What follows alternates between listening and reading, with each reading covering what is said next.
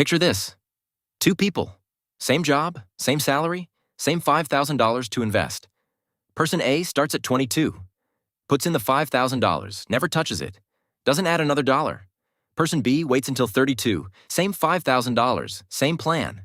By the time they both hit 65, Person A has over $300,000. Person B has $111,000. Same money, same investment. One decision, 10 years. And Person A ends up with nearly 3 times more. How is that possible?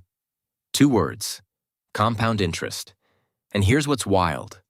Most people think they already understand it. They've heard the definition. They nod along. But they're only seeing half the picture. My name is Max, and today I'm going to show you exactly how compound interest works. Not the textbook version, the real version, with actual numbers, a visual breakdown, and the one move that makes the biggest difference of all. If that sounds useful, hit subscribe. It's free, and it helps me keep making these. All right, let's start with what compound interest actually is. The simple definition: you earn interest on your interest. But that's so basic, it almost misses the point. Here's a better way to picture it. Imagine a snowball at the top of a long hill. You give it a push. It starts rolling. As it rolls, it picks up snow. And as it gets bigger, it picks up snow even faster. Not because you're pushing harder, but because the ball itself is bigger now. That's compound interest. Your money earns returns. Those returns get added to your balance. Now you're earning returns on a bigger number, which earns bigger returns, which gets added again. It doesn't speed up because you do more. It speeds up because time passes. Now let's look at the actual math. I promise, this is not complicated. The formula is A equals P times open parenthesis, 1 plus R close parenthesis to the power of T. A is what you end up with. P is what you put in, your principal. R is your annual return rate, and T is time, in years. That little t up in the exponent, that's where everything happens.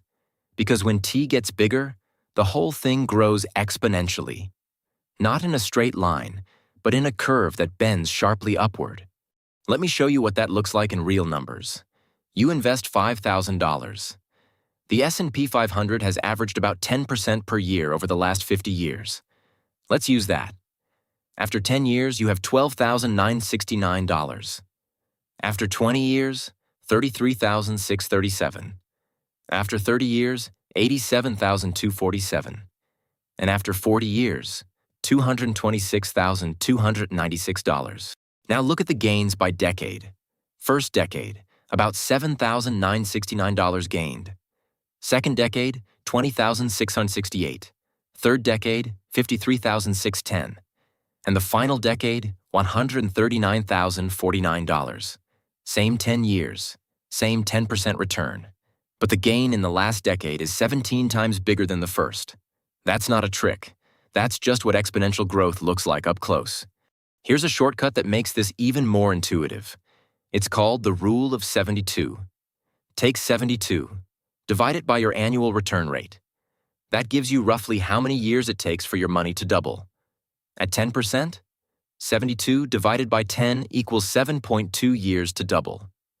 At 6%, 12 years. At 4%, 18 years.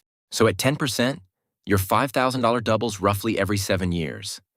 $5,000 becomes $10,000, then $20,000, then $40,000, then $80,000, then $160,000, then $320,000. 6 doublings over 42 years. And each doubling adds more dollars than the last 5 combined. Now back to our 2 people. Person A starts at 22, $5,000 invested, 10% average return, leaves it alone until 65. That's 43 years. Result, over $305,000. Person B starts at 32, same $5,000, same return, until 65. That's 33 years. Result, $111,000. The gap, almost $200,000 from 1 decade. But let's go one step further. What if Person C waits until 42? $5,000 at 10% for 23 years, just under $41,000. So the difference between starting at 22 versus 42 is over $250,000. Same $5,000, No extra work, just time. There are 3 levers you can pull with compound interest. Lever 1, principal, how much you put in. Lever 2, rate, what you earn on it. Lever 3, time, how long you leave it. Most people obsess over the rate. They chase higher returns, try to pick winning stocks, stress about market timing. But time is the most powerful lever, and it's the only one you can't buy back. Let me show you why rate matters less than you think. Take $5,000 over 30 years. At 8% return, you end up with $50,313. At 10%, $87,247. At 12%, $149,800. Yes, 12% is much better than 8. But the difference between those two is $99,000. Now watch what happens when you change time instead. $5,000 at 10% for 20 years, $33,637. For 30 years, $87,247. For 40 years, $226,296. Going from 20 years to 40 years, same rate, same money, you get 6.7 times more.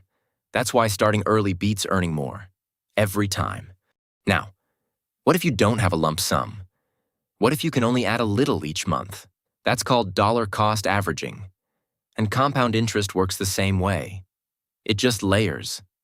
Say you invest $200 a month starting at 25 at 10%. By 65, you've put in $96,000 of your own money. Your total, over $1.2 million. Every $200 monthly contribution you make gets its own compounding clock. The one you make this month starts compounding today. The one you make in 10 years starts then. The earlier contributions do the most work. The later ones matter too. But the early ones are the engine.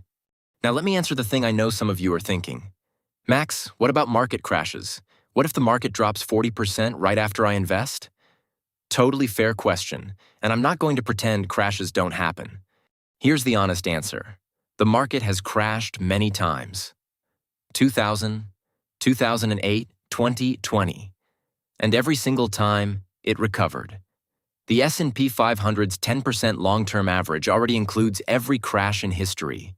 Those crashes are baked into the number.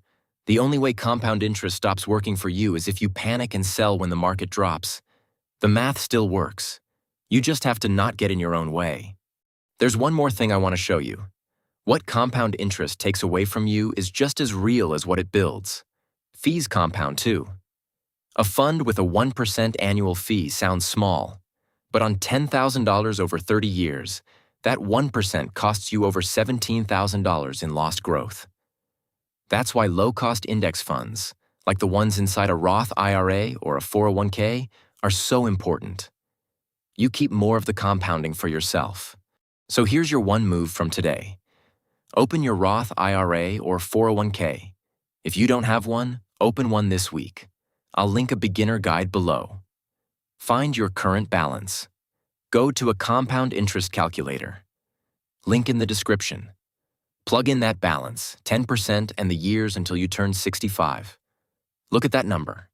That number is what your money is already building right now, without you doing anything else. Quietly, every single day.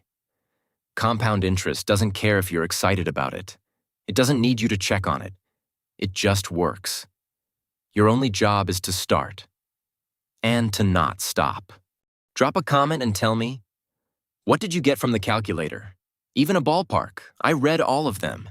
And if this one clicked for you, share it with someone who keeps saying they'll start investing someday. Because for them, every year they wait has a real dollar cost. I'm Max. I'll see you in the next one.